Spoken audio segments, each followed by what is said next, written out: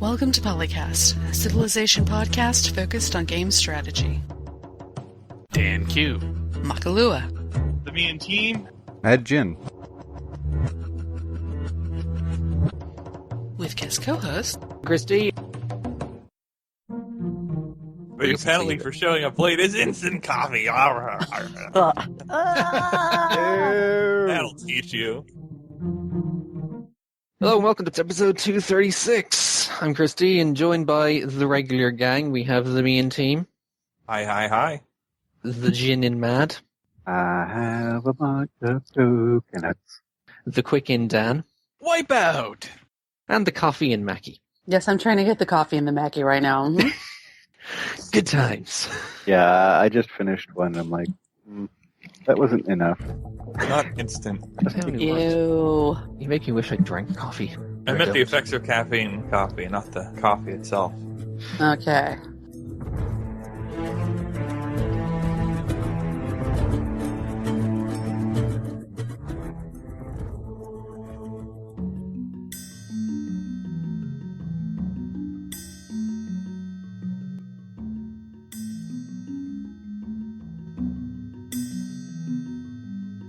Simbert has a release date. It is October 9th, apparently, for both Windows and Mac Linux.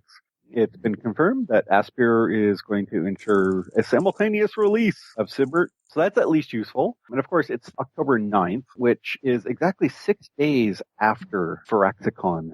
So, for all those going to Phyrexicon, there's a good chance if you're not getting a beta build that you'll actually see what the actual release build will look like, which is pretty good, because then you'll have 6 days to decide whether or not to cancel your pre-release or pre-order. I know, I'm being mean. But if this Phyrexcon's the same as the last one, then they should have it available to play. So that's cool, especially with the Mac Linux simultaneous release, since they've been having issues with that lately. And, of course, a mention of the vanilla patch was in the thread. And, yes, they will probably release the vanilla patch on the same day as Rising Tide. Yeah, it's pretty consistent for practice. Release the vanilla patch either the day before or the day of. When Civilization Beyond Earth Rising Tide is released, there's this third faction that we now know about that you'll be able to choose from. Or you can just completely ignore all the new factions and play the old ones, I suppose. That's right. Titurs, and it's led by Lena. It's based on the Rhine. It's the area of the world where the sponsor is from. Agreements cost 50% less diplomatic capital, and purchasing units and buildings cost 25% less diplomatic capital is the unique ability. Interesting. So she's like straight involved with diplomacy. Yeah, from what it looks like they're pulling it, they're a subfaction of the European Union. You should basically pull the card of, we need to have one or two factions that are basically based around any new mechanic we put in. Right, you're it and you're it. That's how it looks so far with 2 of the 3 that have been revealed. Yeah, she's like the anti-Elodie. Yeah, that too. And of course, the community is very hung up right now on an apparent disproportional representation of the Earth of present day in the Beyond Earth universe. Of course. Yeah, this is a surprise. But I'm going to point out that 90% of the Earth's population lives above the equator. So, yeah. Wasn't there someone on Reddit who had something like that recently, that basically analysed the current sponsors and where they kind of cover on the Earth? Yeah. And that the original aid actually covered a fair amount of what is the kind of existing major population bases. But I think you also have to take into account the lore of Beyond Earth and what happened right before. In other words, between the Beyond Earth time and present day, certain things happened that changed the landscape of the planet, which no doubt influenced the origin of some or all of these factions. Yeah, but kind of one of those things when they had the first 8 factions cover vast majority of the planet, if not all of it, quote unquote, it's sort of hard to pull out new sponsors. Like, yes, we're going to randomly split Africa in half, because, I don't know. Starts making the lore be a bit of an issue. Well, someone's analysis of the lore at the very Eastern African Union kind of had them focus more South and East Africa, leaving West Africa out. They kind of made a bit of sense. Now, if you expand the desert sufficiently, you could muscle out a lot of the population representation from there. If you're doing something that really screws the world. A lot of the conversation about where Integer is from and the backstory is because when we find out the unique ability, because it's a new mechanic, or I guess you could argue revised mechanic, sort of in a way, that we haven't had a chance to play with yet, it's kind of understandably difficult to say whether this is good or bad, because how useful is diplomatic capital? And if diplomatic capital is not very useful, then it's 50% less for agreement cost or 25% for unit and building cost, and we also still don't know when we're going to be able to purchase with units and buildings with diplomatic capital. We just know it's not at the start. So I guess it's kind of hard in the abstract to talk about the unique ability, and so let's just talk about the politics, because, well, we can. Eagle Pursuit tweeted Pete Murray, community manager at Firaxis Games, essentially saying, what does Integer stand for? It's in all caps, so it must be an abbreviation, an acronym, something. And the response is, it stands for, and then it's spelled out in German, and I am going to save everyone's ears and not try to pronounce any of that. Cool. English translation: Initiative for Sustainable Technologies, Efficiency, Justice, and Righteousness. And I think, woo, that's a mouthful. We think highly of ourselves. Well, we need this long name because we need to get the point across. Yeah, could be. Although, quite frankly, my favorite non sequitur comment that I read was from Veras, which was, after seeing their colors, I officially hate everything about this faction. Whoa. Come on, Sif, come on now. The only thing I did notice is the whole bonus can be powerful, which is something that the Buzzing is kind of mentioning in the comments, that the bonuses we're seeing of what you can buy with diplomatic capital look strong, because I think I saw that to take someone's primary trait in a deal costs like 25 diplomatic capital a turn. You know, we're getting half off of that as Integer. You're kind of going to be able to get a fair few for your books or for your capital, whatever the hell they call it. Reveals Integer's unique trait. Level 1 is 50% less diplo capital per agreement's cost, and then purchase 25% less for units and buildings. And then level 2 gets it up to 60% less capital for agreements, and then 50% less for units and buildings. And level 3 would be 75% less for agreements and 75% less for diplo capital. So somewhere in there, things get really, really cheap, though depends on how easy it is to get all your traits and services up and running. If you already have ones you like at some point, then costing less doesn't really matter as much. Given the number of factions that are in the game, we'd like to think that if Faction X doesn't like Faction Y, and Faction Z is trading with Faction Y, Faction X is going to be like, you know what, I don't want an agreement with you, you suck. Oh, probably. Or some other such. According to Supremacy King 2, Integer's 2 agreements that they can sell to others: party politics, more diplomatic capital from your capital city, and information warfare. War score increased by certain percentage. Oh, there's that war score thing again. From the chat, further, the Buzzing, it doesn't seem to change trait costs, but they also seem to be adjusting trait costs at present. They changed a lot over the last 2 streams I saw. Yeah, no doubt, probably potentially different builds we're seeing. And he didn't see a limit in terms of the number of agreements, but each civ has up to 4, and they seem pretty expensive to take, though we don't know how diplomatic capital generation changes late game. Yeah, that's true. We really don't know that much about how much diplomatic capital changes early game, let alone late game. Yeah. Guess we're going to find out. Civilization Online also coming to Hong Kong, Macau, and China. This came from a earnings report from Take-Two Interactive. Karl Slatoff, the president, mentioned specifically through a publishing partnership with Game First, and recently announced a deal to launch the title in China, the world's largest PC online games market, through an online publishing powerhouse, Qiho 360. Not that I pretend to know how to pronounce that properly, or even pretend to know that I'd even heard of this place before now. It's like, okay, they're announcing more and more markets. It's consistent with our previous reports on Civilization Online, where 2K Games is partnering with local companies to essentially manage that service, which seems smart to me. They already know the market. They're already established. They've already got the personnel, infrastructure. It just sounds like win, win, win, win, win. Of course, if you're interested in Civilization Online and don't live in any of those places, well, yeah, I guess you root for it doing well in those markets so that maybe it will come to a market closer to you. It is expected, Civilization Online is, to arrive in fiscal 2016, which of course is not super, super specific, but it's probably a little too early to announce a month, let alone a date attached to that. I mean, with Civilization Beyond Earth, it was coming fall 2015, and then essentially a couple of months before release, it's like, oh, it's coming in a couple of months. Here's the month and here's the day. Well, okay, thank you. Another thing that was mentioned in the fiscal report, which has also been spread across on the Civilization Facebook and everywhere else, is that the Civilization series as a whole has reached 31 million units shipped. Yay!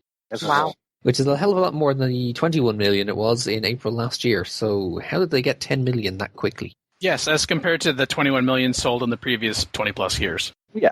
Makes you wonder how much of that was Civ 5 going 75% off in the various Steam sales. Oh, yeah, probably. Yeah, I was going to say that's how the other 10 million happened with Steam sales. It's like, get the entire Civ 5 collection for €10. Or something, yeah. Civ 5 Complete, yeah, that would be out there. I'd get a copy of it. Now, granted, I guess that causes some question of like, okay, you sold 10 million copies, except you sold it at like 90% discount. So you didn't really make up that much. If we want to get really technical, they talk about shipping 31 million units. They didn't technically say they sold 31 million units. So you're saying that Steam is sitting on like 4 or 5 million keys for Civ 5 that they haven't sold yet? I'm certain they did sell them. I find it amusing that they use the word ships as opposed to sold. Before digital distribution, ship used to mean that the company pressed this many CDs or whatever and shipped it to stores. Physically dispatched, yes. The removable media. So yeah, the actual shipping to stores versus the actual purchase in the store, those numbers are different. And of course they want to talk about stuff they shipped because that's always a higher number. But of course, back when they only shipped to the stores, it didn't matter as much because they sold the money up front anyway. Yeah, well, the stores would buy. Yeah, the stores would buy them and then they'd sell them on. But of course, 2K would already have the money. Yep. Whereas these days, digitally, I presume they don't get the money until the person buys it on Steam. Yeah, and whether or not 2K's numbers also include the Asper Linux Mac versions of it. I doubt it. I also wonder if, any time that they sold Civ 5 Complete, do they count that as one sale, or do they count it as 3 by counting Civ 5, Gods and Kings, and Brave New World? No, it'd be counted as one. Okay. I would think so, because it's attached to the title as opposed to the complement of the title, as it were. Yeah, and I'm pretty sure they don't count the DLCs for that at all. Yeah, I wouldn't expect them to count the miniature DLCs, but it made me think about the major expansions. Oh yeah, I'm sure those get counted. That's what I mean. Like, yeah, if they counted Civ 4 Warlords or Civ 4 Beyond the Sword as a separate purchase. Probably because even back in the day, they used to get their own boxes. So because that's the only way you could sell it to them. Well, that too. Anyways, 10 million units sold in the last year just shows digital distribution has massively increased Civ's footprint. Woo. That's the primary thing to take away from that. Digital distribution is good. Hey, if it wasn't for Steam selling Civ 4 at 75% off, I never would have bought it. So I bought it back in the day when it came out, so meh. David William Wilkin on Facebook said, have every version hashtag one more turn. It's true, including Civilization 5, the base game, but not the expansions. I had it all as physical media. They're on shelves right behind me. Physical media? Oh, you're so last century. You ageist.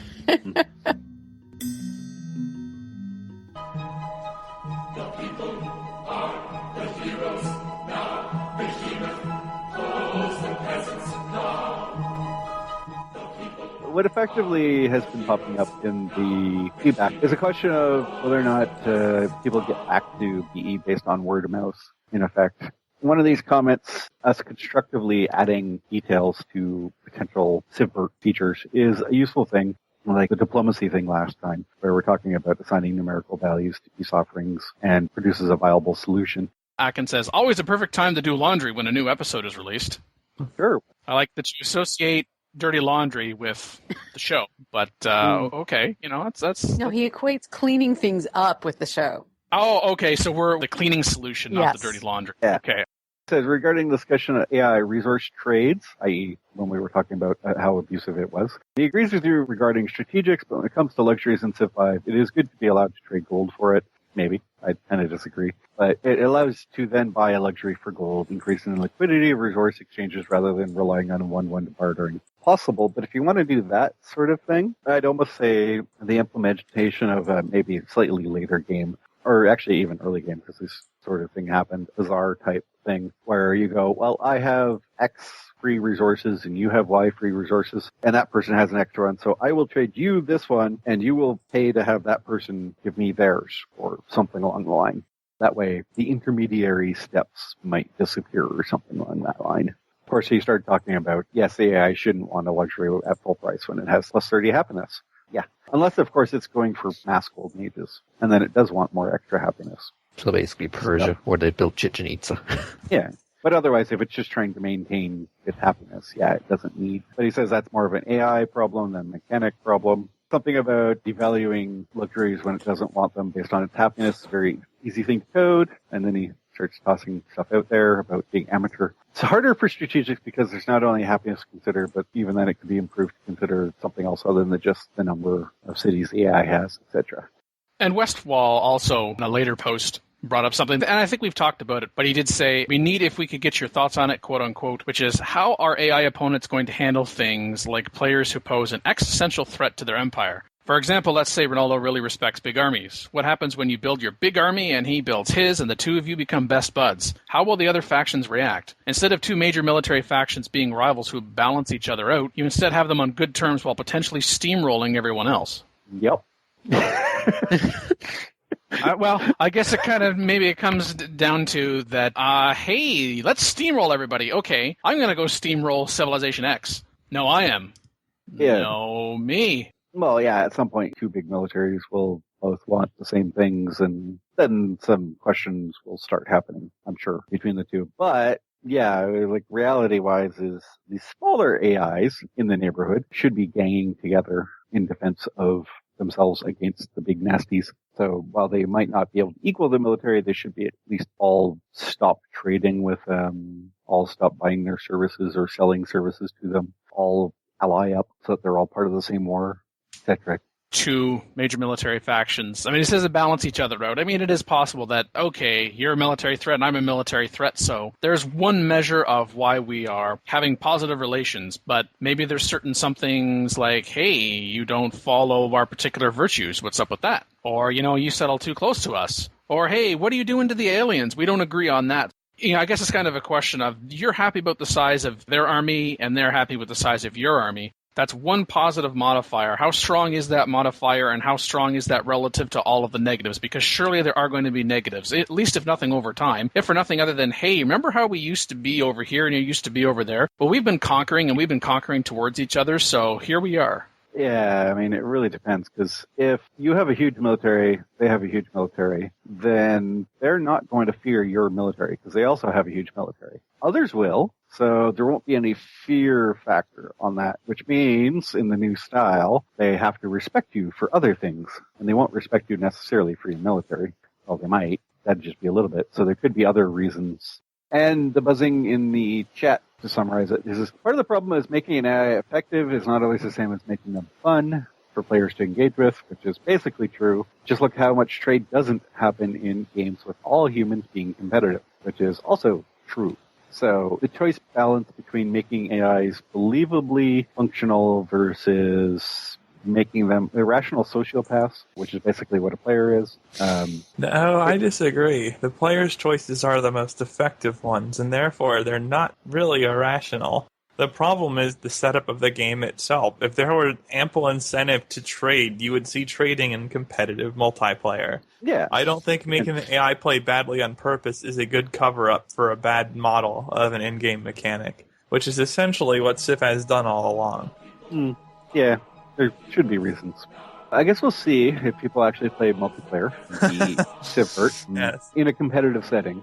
Do they buy services from each other? Do they cancel services? Do they actually use that set of mechanics? Or is it that they only boost up their own traits and then they screw everybody else on the services? We'll have to find out.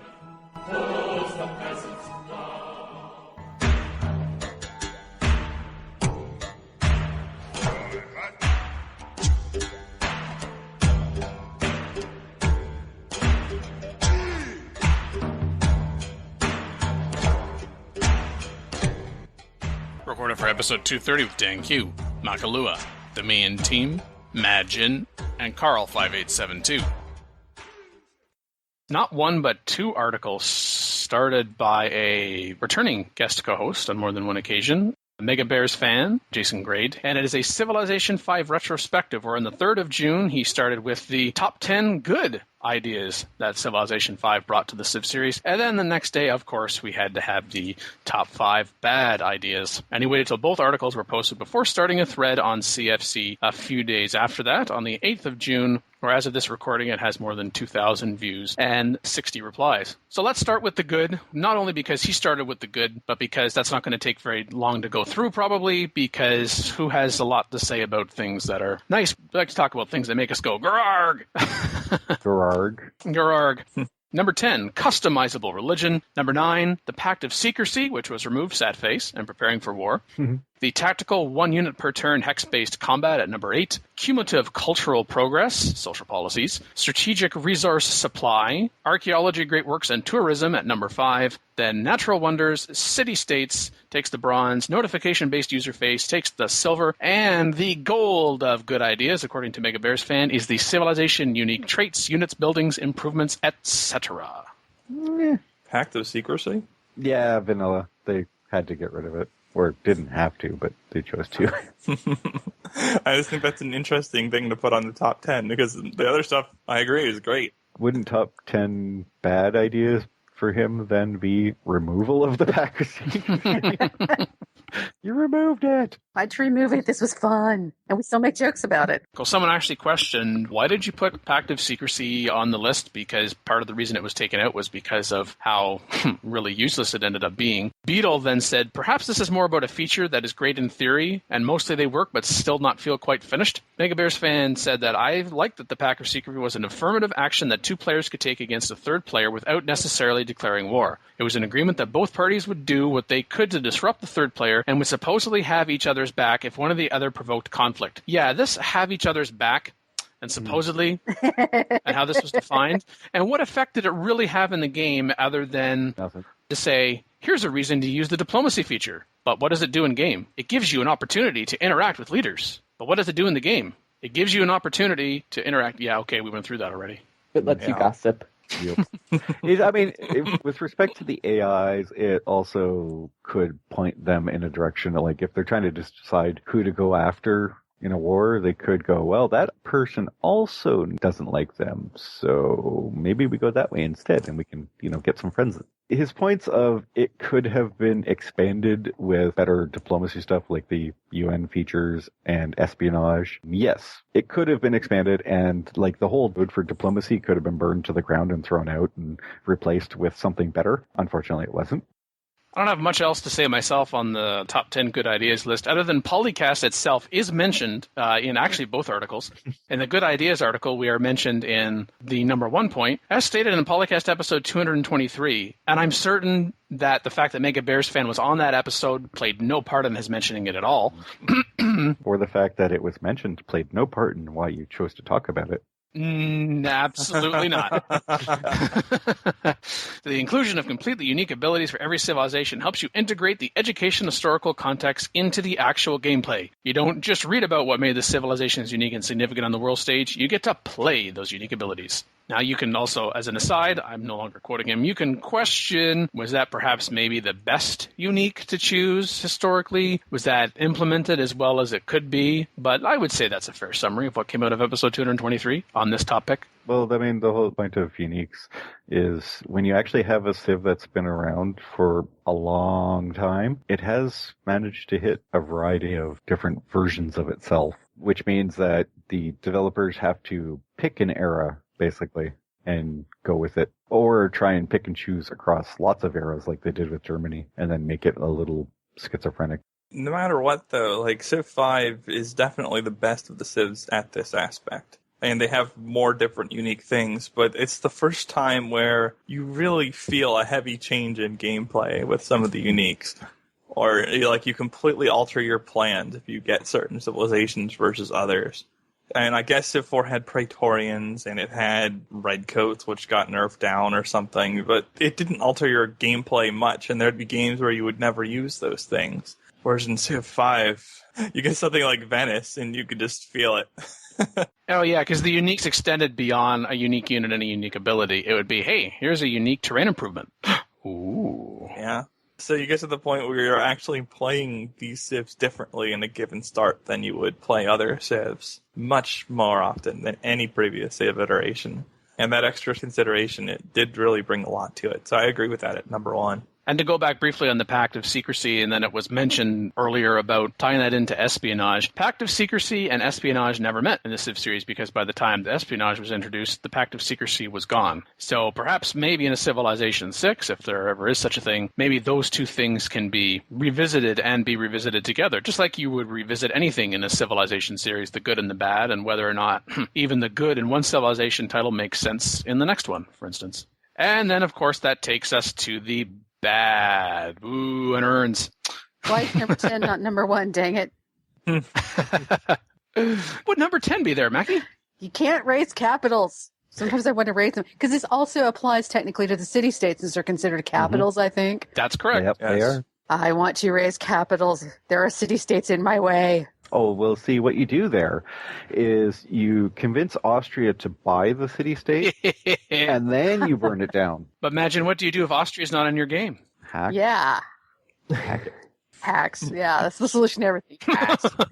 And on this list, number 9 being insta-heal. If we're talking about the full extent of Civilization 5, because in 3 months, it'll be 5 years since the game was released. Wow, we are so old. But yeah, initially, insta-heal was in fact just that, insta-heal. Initially, remember we had hit points, it was only out of 10. Oh, you're down to 1 out of 10 hit points, or you're down to 4 out of 10 hit points. Press insta-heal button, and boom, it is insta-heal. It is not as as it used to be, and I actually don't mind it. I don't think I would put it on the top 10 bad ideas for Civilization 5 now, in part because if you do use the insta-heal, and this was always the case, you are giving up a longer-term benefit of a promotion that would carry over in future turns that you could then build, especially in earlier units. You can upgrade them. Oh, they carry that promotion upon upgrade to a higher unit, so that unit is now potentially better than one that would just roll right off the line. So I wouldn't put that anymore on the top 10 bad ideas. Especially because they decoupled it from the act of taking a promotion, which in Civ 4 would heal half of your total current damage instantly. And so, like, if you fought a unit with your unit and it didn't die and you had experience available for a promotion, you could take 1 or 2 promotions and get well over half your health back if you took 2 promotions. Yeah, well. And you still got the promotions. You weren't making a trade there. Yep.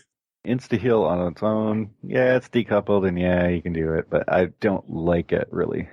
The concept for this type of game, magic healing. Short-term versus long-term. Screw long-term. All you have to do and is magic healing, make a new... turn is over a year in every instance, except for maybe late game on slower speeds, and often it's way more than 1 year. You can do a lot in a year. Yeah, I had definite stronger visceral against insta-heal when it was that. Boop, right up back to full strength. Yeah. Sorry, what? Yeah, since it's nerf, it's not as horrible. And frankly, you can just spam out other units. You don't need highly promoted units.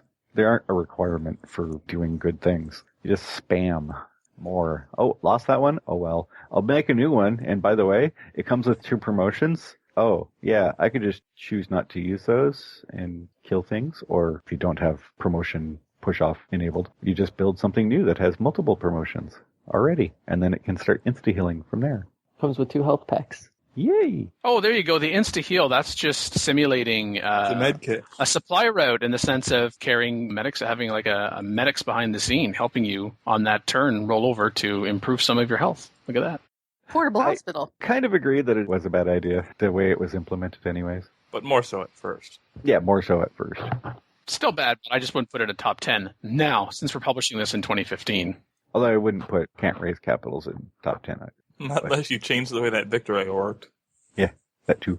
Now, number 8, the summary I don't think did justice as much as I'm going to read directly from the article, because it's more specific. Unit upgrades, the Lonely Chariot, and the Schizophrenic Lancer. Yeah, this upgrade path of, I'm sorry, this upgrades into what? And, okay, can I upgrade into any more? What do you mean I can't upgrade this anymore? Huh? What happened here? I'm not sure I'd put it in the top 10, though, but it is annoying. It's still bad. But yeah. It's annoying. Yeah, unit upgrades. The upgrade paths, especially for a couple of them, definitely bad. Definitely. And it's really not the Lancer that has the problem. It's the stuff before and after the Lancer that's the problem. Yes, in the middle of this path, we're just going to throw the Lancer, and you kind of sit there and look at it and go, okay. That's nice. Because Pike to Lancer is not really a bad thing. Because the Pike is a melee unit. It has pointy sticks. All you did was give them horses. So that's not a horrible thing. After that, though... But then suddenly they're a helicopter. No, there was a pit stop as an anti-tank gun. Yes, but still. My horses became helicopters. What? No, I'm fine with the horse become helicopters because it's a mobile unit, and that's what happened to actual combat units, is that they eventually upgraded and the more mobile ones got helicopters. I understand the reasoning, but it's a little stop bit at of a leap. anti-tank gun. Yeah. No, the pit stop at the anti-tank gun is the real problem for the Lancer. I mean, I know what they're going for. What is this crap? And cavalry upgrades into tanks, so... Yeah. And this is not a saving grace, but the fact that it happens in the later game, as opposed to the earlier game when you consider the scope of, your standard civilization game, air quotes standard. No late starts, people.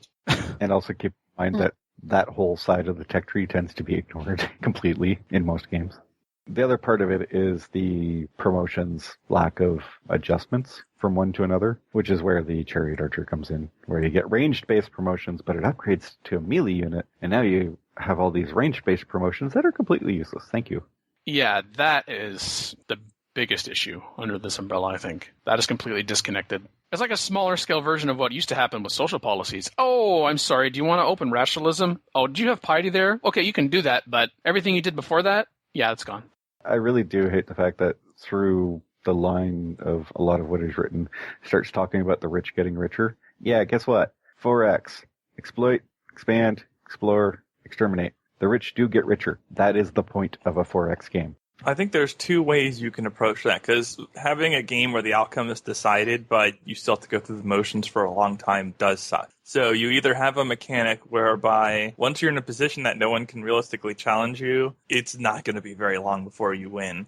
And I think that's the route you go with 4X. Like Civ 4's domination victory, for example. In contrast with Conquest, where you had to wipe everyone out. If you had over 60% of the world's land in pop, you won. They're like, yeah, here, you won the game. Yeah. That's helpful, because then you don't have to go through the motions so much. And then the alternative is some sort of rubber banding mechanic to keep everyone close. But we're not playing Mario Kart, so I don't think we need one. True. Now, I agree with you there, Phil. I think there are times where, this person is a runaway and the game, it's a foregone conclusion. And if you look back at the history, it's like, they did everything right. And everyone else did not. Not so much. I think that's the exception in practicality, because often the runaway is, wow, how'd your luck skill get so good? Man, how did that happen? Then that makes you think, if I can go back to a previous save, could I do something differently? Or is it going to substantially be, no, I can go back and I can do this and I can do that, but it's one step forward, two steps back. It's still going to be a foregone conclusion. I'm screwed. I might as well just restart the game. That is crap. Yeah, no, see, because he also brings it back up to the constant snowballing. And no, I think it's crap if you play a game and the AI gets bigger and better than you and you choose not to. Guess what? Drop a difficulty level, learn to play. Although because I would like to see a better dogpiling mechanic more consistently. Yeah. If there is one true runaway, the other players should be trying to win. That includes the player and the AI should be trying to stop the runaway from just crushing them and winning the game easily. Oh, maybe there's a way to use the Pact of Secrecy there. I haven't seen a good AI dogpile mechanic in many years. The Warlord series did it before it became more RTS. When it was turn-based, had a really good one. When you got past a certain point, literally everyone would come for you. And that was true for the AI as well. Number 7, excessive warmonger hate, which I'm glad Mega Bears fan points out. This would have been number 2 or 3 on the list if the fall 2013 patch for Brave New World hadn't taken decent steps to address it. It's still a problem, but nowhere near so bad as it was earlier in the game's existence. So just to summarize, I just quoting briefly from his write-up, capturing just 1 or 2 cities in the ancient or classical era could result in every civ in the game labeling you as a warmonger for the remainder of the game and refusing to trade with you, even if you haven't fought a single battle. Yep, that was over the top. So some people might say, well, if you're going domination, of course people are going to hate you, except sometimes you weren't planning on going domination. The worst part of it is you were just trying to build your 3-city tiny empire. And then an AI that had 5 cities decided to declare war on you, and you said, well, no, screw you, I'm going to take you out. And all of a sudden, you're the bad guy. Yeah, it does kind of snowball like that. Really, to end a war, sometimes you do have to take one of their cities, and then someone else hates you, then they'll declare war on you, and then you have to take one of their cities, and it just keeps spiraling, even if you wanted to just be peaceful and get a science victory or a culture victory, and it kind of sometimes forces you down the war path. Or at least that's how I justify all the cities I've raised. Yeah. And in the history of this show, how long were we reminding our listeners, hey, if you find yourself in this situation where especially you've been declared on and you're taking cities, don't take out the last city? Yeah, never take the last one. It's like on a scale, like they're at a 6. 6 out of 10, where 10 is the worst. You're the worst person ever. You're already a 6. And then you take out the capital, and it's like now you're 11. What? Yes, because that last city was far more important than the 10 other cities you've already taken. Yep, didn't matter if the last city you took was their original capital or it was the city they settled in the tundra or the ice. That was size 1 or 2. Nope, didn't matter. You're a horrible, horrible person. Sorry for defending myself. Gosh. And sometimes it's even the civs that ask you to declare war on someone. Yeah. They say, like, hey, can you go defend me? Yeah, defend me. Wait, you took that guy's capital? Well, I don't like you now. Yeah, but I wanted that. Everybody hates you for warmongering. They don't really hate each other so much for the same thing. Now, number 6 on Mega Bears fan list, removing cinematics and other bells and whistles.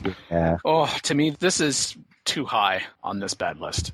It's part of the badness because it made flavor and atmosphere disappear a bit more. Yes, on the top 10, I think 6 is a little high, at least when you compare to other things that are on the list. But okay, I mean, he does say at one point, I would take Civ 4's cartoonish but immersive and informative graphics over Civ 5 satellite photographics any day. But there's no reason why there couldn't have been a compromise between the two. Yeah, for me, there's some middle ground between what we had in Civilization 4 and Civilization 5 when I also think of questions of all that time and resource and effort you put into cinematics when you have limited resources. Could that have been put better into something else? Like, I don't know, gameplay? Whereas Civilization 5 seemed to be a little bit too reactive, perhaps, to the criticism of, how about we do some more with the gameplay and forget all of these, like, for example, the Wonder movies. How often do the Wonder movies come up? And they're great. You watch them 1 or twice, and then you disable them while you continue to play the game for 2, 3, 4, 5 years after the fact. Yeah, but it's But my sad. immersion. But it's sad not to have it. And especially the victory, like when you actually win. Oh, here's a little blast. Yeah, having a little bit more for the victory would be nice, but... Like, yay, you won, clap, clap. And then number 5, the linear rigid tech tree. Okay. I agree. Yeah. Bad.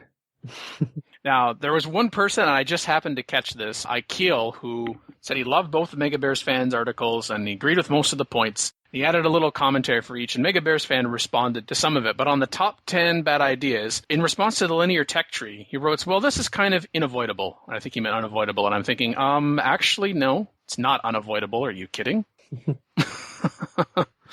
I wouldn't say it's as quote-unquote bad as in Civ 4 where you get as extreme bottlenecks, but still, it's kind of, okay, I'm this particular Civ, I'm going to go this, that, and that, and everything else being equal, I'm going to go this way and that way through the technology tree, and it's just kind of, I want to get to this particular tech. Do I really need this first? Oh, yep, the path says I do. So I like the tech web from Civilization Beyond Earth. Even at release, and even before the game was released, we were saying, all right, Civilization Beyond Earth has an advantage over Civ 5 because of this, and we hadn't even played it yet. Number 4, and I think you touched on this a little earlier, Imagine, constant snowballing. Really?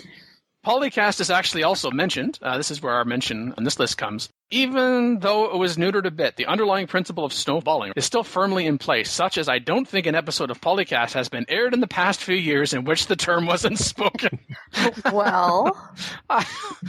I don't know every episode, but definitely a standard and recurring theme, for sure. Even if we didn't use the word snowballing, we were often talking about it anyway. It's just something Although- with turn-based strategy games. With this particular complaint coming up, it does show that if you push the game towards quote-unquote tall enough, that people's expectations change.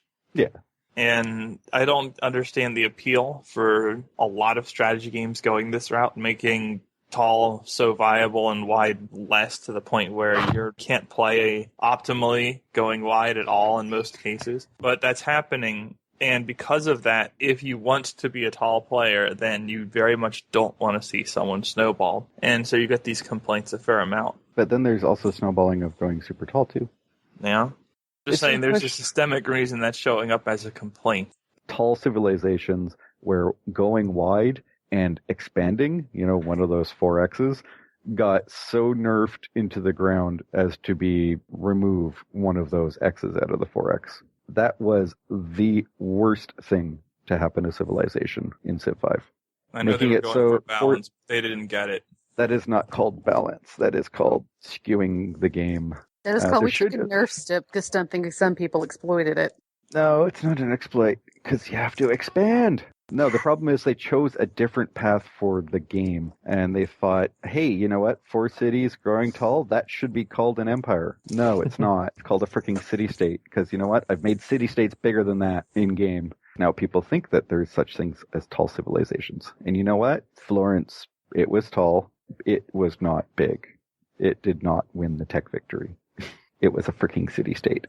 And then it got ran over by something that actually was big. No, you look at Venice or the other notable smaller nations. Yeah, they did stuff, and that's great. Similar story. Well, that's the thing. They did stuff in history, and that's great. But guess who didn't win? Them. Technically, no one's won. Yeah, but they also don't exist anymore because somebody bigger came along and said, that's cute. Thanks for building that. Squish. Yeah. So that was the worst thing. I am all about making tall cities be the core engine of an economy. And if you have a very tall city, it should produce a lot more than like a bunch of crappy cities that have the same population. It should always produce more. We don't want to go back to Civ 2 days or something, or just everywhere is a city. Small city. Yeah, you don't want that. But I also don't want to see the game mechanics turn into, you've settled 5 cities. Screw you. Number 3, forcing small-scale tactical combat onto a large-scale map. And to put this in context, you're a Bears fan. On one hand, you're moving individual units around a battlefield, moving formations, performing flanking maneuvers, conducting bombardment, and so on. On the other hand, you're also building and growing cities across a continent. And both of these are on the same map. So a single catapult takes up the same area as a city, and armies fill the entire land area of whole nations. Instead of obstacles like buildings, trees, or streams getting in the way of your formation and maneuvers and tactical decisions, entire cities, whole forests, and oceans are battlefield obstacles that your units have to navigate. Sieges of a single city can often spill over into neighboring cities, and naval blockades fill entire seas. I understand that the scale is supposed to be abstracted, but this is really pushing the boundaries.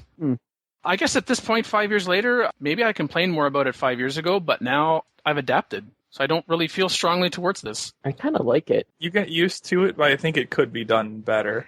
Yeah, I think Civ 5 in that regard is a step towards 1 unit per tile being a good model. Picture a scenario where the game is necessarily built 64-bit, and instead of 3 hexes between cities, you have 10 or more, or something on that kind of scale. And because you have the machine resources, it can handle that. Well, now you have a lot more room to maneuver, a lot more terrain you can play with, can generate the map differently. Mm-hmm. You have an entirely different experience with a similar idea. It's not that the 1 unit per tile tactical combat can't work. It got congested because of the limitations of the design and the engine. I will say it's not quite as bad if you play a huge map. I know not all people like huge maps or even have computers that can handle them. But I mean, and it's still not ideal, but I actually have fun with it. Yeah, and again, there too, like games designed around accommodating that will run better in the future. But right now, it takes longer in many cases to roll over a turn than play one still, especially if you pick a huge map, and that's just rough. It's part of the concept of how big is a hex. If it goes 64-bit and all of a sudden each hex is actually taking up less comparative real estate and things get spread out a lot more, then people will probably complain a lot less about hexes because you'd have more space to do stuff. Number 2, no support for mods in multiplayer. The first sentence. This is a great way to shorten a game's lifespan. If this was a list, for example, for Civilization 4, say, I don't know, 2010, for example, well, we wouldn't put this item on the list, and it wouldn't be as a particular issue because multiplayer now is not just, oh, well, this isn't a multiplayer game, it's a strategy game, so it's not that big a deal. You know, it's not intended to be multiplayer. It's not multiplayer only, except that this is 2015, we've got more and more people playing, you've got improved internet connections, and you've got more competition because you've got access to more and more games. It's not like the 90s where it's, okay, I go into my game store and there's these big publishers with lots of money and here are your set titles and you go for it. What's going to keep people engaged coming back again and again and again? And even if the AI was the best, and I don't think anyone will ever be able to agree, any two people will necessarily be able to agree that the AI is perfect because everyone has different ideas of what better versus worse AI is.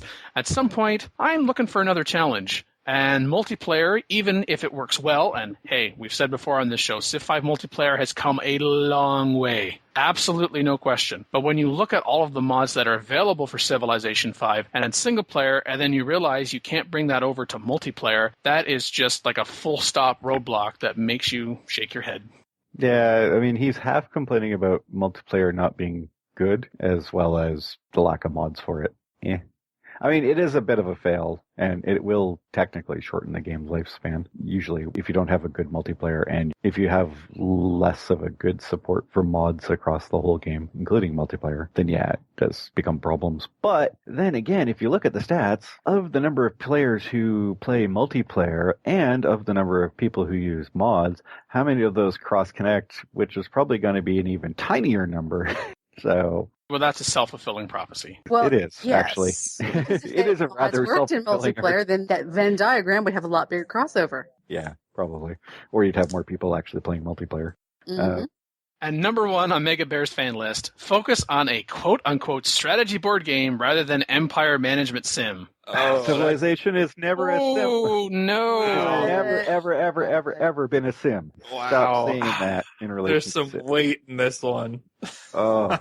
This goes off the rails. Sorry, Mega Bears fan. You're projecting a little too much. Although I am going to point out, I will, for fairness, point out that previous civs have not exactly been purely strategy board games. Purely, in that definition of what a strategy board game is. But none of them have ever been a simulation, especially empire management simulation. That is a completely and utterly different thing. If you would like to see a simulation, please go play EU4. That's not a simulation either, although it's trying to be now. I would point out that, taking the words from Mega Bears fan, it really was akin to a complicated version of Risk or Axis and Allies, the very first Civilization. And then they did too many things to it. Well, they added stuff and it made it better. But not connecting Civilization, the game, to a strategy board game would be bad, because that's really where it came from. That is the entire point of strategy games. Although, if you got into the micromanagement aspect of Civ 4, you could be fooled at certain points. And that's one of the reasons, the primary reason, that I did not win deity consistently on Civ 4. Sheer emphasis and necessity of micromanaging each tile and planning it. Sometimes 30 plus turns in advance. At that point, you do start to lose the strategy board game feel a little bit. Yeah. And it does start looking like an empire management sim, but at least to me that was not a good thing. Some people enjoy that. Some people do. And the best players into Civ 4 are incredible. I'm not going to take it away from them, but man, I did not enjoy that aspect of the game. Besides, I'm going to point out, Ed Beach is a strategy board game maker. He has strategy board games. He's made them. And then he was put in charge. What do you think was going to happen? Yes, for the Gods and Kings and Brave New World expansion packs for Civ 5. Mm-hmm. Yep. Otherwise, what he's really trying to talk about, now that we've gotten past the knee-jerk reaction to the word sim, what he's really talking about is that many, many mechanics have been simplified or abstracted or made to feel not what they were before. And that is a complete and true statement. So much crap was simplified. And he mentions the happiness system, that it was abstracted out to global. And by doing that, they basically screwed themselves out of being able to do more nuanced stuff like, this city is a beacon of happiness. Why don't people migrate there? Because people like that city, versus this place sucks. Let's get out of here. So they wiped themselves out on that by going purely global. Why not just have something else constrain your city growth? Because initially happiness in Civ 5 functioned like Civ 4 maintenance. Why? Why not just decouple those two things from each other and constrain them as you see fit for the engine or how you want the game's designed to go or whatever? But it just seemed nonsensical to me from the start. And yeah, city's not feeling like cities, more like a bot that you drop and take stuff. Kind of. Thanks to Mega Bears fan for these retrospective articles, getting us to think and reflect and raise perhaps some points that we haven't talked about on this show in a while. And again, to remind us just how old all of us are. Oof. Just you. We still have some good years in us, no worries. But yeah, I mean, anytime you come up with a top 10, there will always be arguments over, is that really? No, there won't be. Or is there something else that should be a top 10? Or there will always be a Dan posting his top 10s. Oh my gosh. Somebody said top 10. Let's talk about it. Exactly.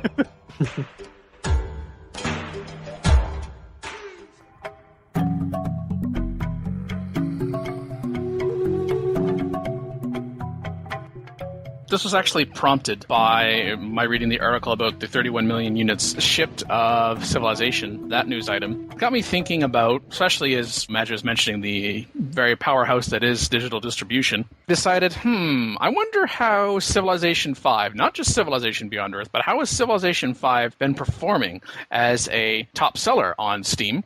And in fact, on August 9th to 15th, Civilization 5 was 10th. It returned to the title. And so then I used Google News search to go back through the reports on MCV UK to find these other articles. And just as an aside, I guess I was sending a lot of traffic to Google that was abnormal because I had to keep proving that I was a human and not a bot. Bad Dan. Not done.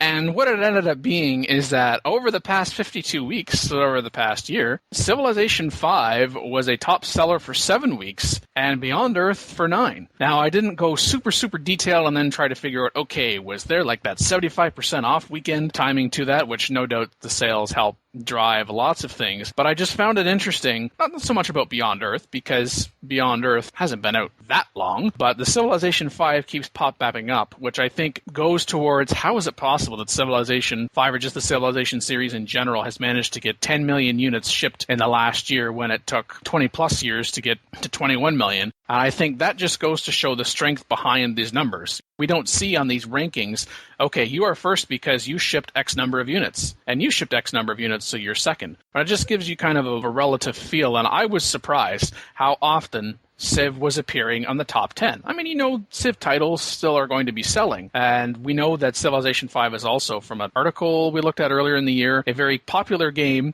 relatively speaking, to other games on Steam for play, and how often that appears on the list in terms of concurrent users playing. An interesting look, and perhaps in support of anyone that might say, are they really certain they got that 10 million unit number right over the past year? Anecdotally, anyway, this supports this. Civilization 5 was 7th from July 26th to August 1st on Steam sales, and they were 10th from August 9th to 15th. Yeah, both dates, from what I can see, had a 75% off discount during it, so it still surprises me how many people haven't actually bought it yet, and that it's still able to get up so high on the sales charts. Steam still has Civ 5 as the 7th most played game right now, 48,000 people. And yes, disclaimer, the playing could mean you loaded the game and you walked away and you went to work for 12 hours. We know. Mm-hmm. Now, it is true that most of the Civ title rankings on Steam, whether it's Civilization 5 or Civilization Beyond Earth, were between 6th to 10th. 5 topped out at 6th, August 24th to 30th of last year, and Civilization Beyond Earth was 2nd from November 23rd to 29th, although I think we can understand the timing of some of these rankings. I don't know. Yeah. Is there a Civ title that was released about that time? Gee, I wonder why.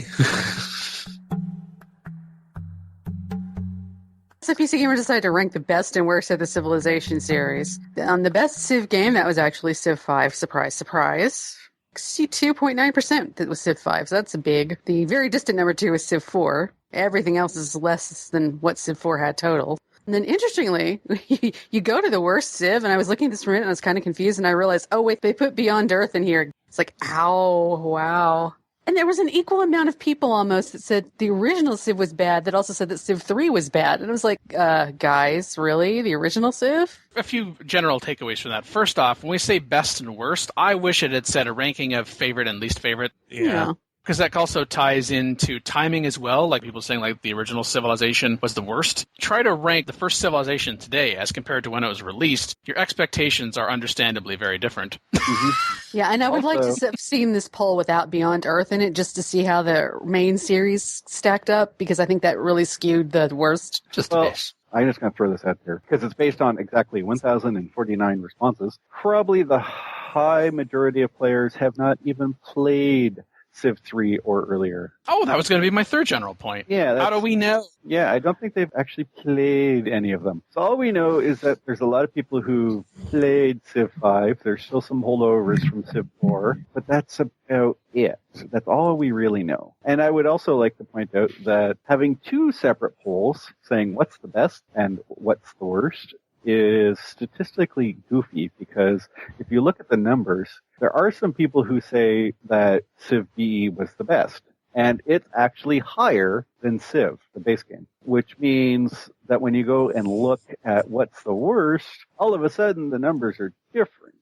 So if you go based on the best, then technically the worst is the base Civ, because BE would be slightly higher than it. And I think it's unfair to include Civilization Beyond Earth on this, because it is not officially a completed title yet. Yeah, there's that too. The one thing you should notice in the article is that while it wasn't actually put out in a chart, it did mention the case of the number of people who said which particular Civ was their first. And it's quite an even spread throughout all the games. 18% who said Civ 1 and Civ 2 were their first, 22% for Civ 3, 17% for Civ 4, and 22% for Civ 5. If you have games that are that old, it's hard for them to hold up mechanically to the newer games. So it's not surprising that stuff from like pre-2005 is struggling, and stuff from pre-2000, it's ridiculous. Some of these games are older than like Doom, or right in that territory.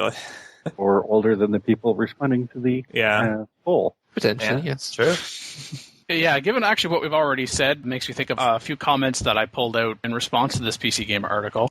Volch to Sass said, Civ 1 is the worst Civ? BS much? Some people just don't remember merits of grandfathers. Sad. Mm-hmm. I'm well aware this article is claiming that Civ 5 only became popular post-expansions. However, it provides no source of this beyond anecdotal evidence. This is especially problematic when you see the author later crow triumphantly that Civ 5 is suddenly the popular choice. It is my supposition that it is just as likely that Civ 5 has always been this popular, while Civ 4 supporters like myself have always been a small but vocal minority. I don't have proof of that either, but then I didn't write an article implying otherwise, from David Shallard. And I just think this is history repeating itself for both the best and the worst. Yep. But let's go a year after Civilization 5 was released, so say 2011. Pretty sure Civ 5 would have been the worst because of problems real or perceived, and also when you think about those that might not even have had disliked Civilization 5 vanilla upon release, because maybe they didn't play multiplayer as a major example, but then once additional expansions come out, you then wonder, how did I ever enjoy the original? Like, how often have any of us on the panel, once an expansion came out, said, you know what, I'm going to go to find the executable that lets me play the game before this expansion? Crickets, exactly. Yeah, and then there is discussion, hey, you know what, you left out Alpha Centauri. So if you're going to put BE in there, why didn't you put Alpha Centauri in there? He claimed that Alpha Centauri would obviously win, which I think is a rather big reach. I think the better argument for him would have been, and even then this is problematic, is, hey, there's no actual word civilization in the title. But then you could say, there was this thing called Civilization Call to Power, and then he put in the preface, I'm just talking about mainstream direct, none of the offshoots. And of course, someone said in the comments, how come there's no console mentioned here? Well, this is PC Gamer, so I think they're safe from excluding the console version. Well, it makes me wonder, if you put Revolution in there, how would Revolution or BE have one worse game? No, I don't think so. No, Rev wouldn't have hit worse game. I think it would have been solidly mediocre. Yep. Like Civ 2 or Civ 3? Probably a little ahead of Civ 3 would be my guess, but not much. Yeah, it's a concept of you messed up your poll.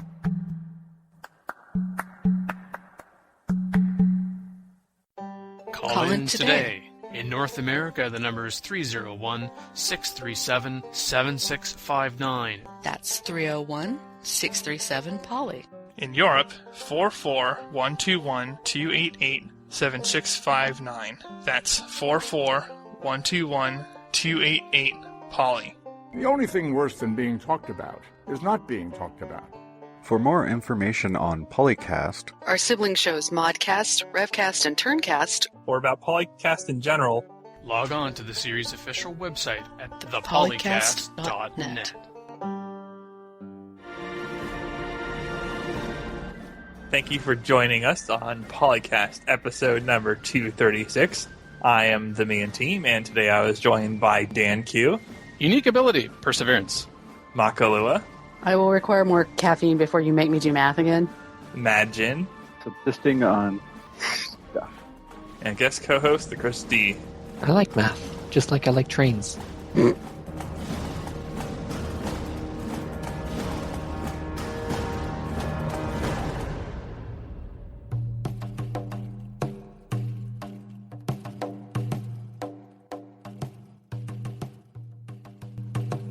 This is not interesting unless we're actually able to make the Yo Mama jokes at the AI during diplomacy. Yeah, because that would be amusing.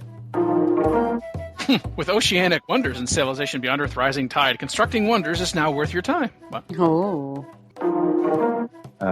So have fun editing all that, Dan. I have fun editing everything, Magin. What are you talking about?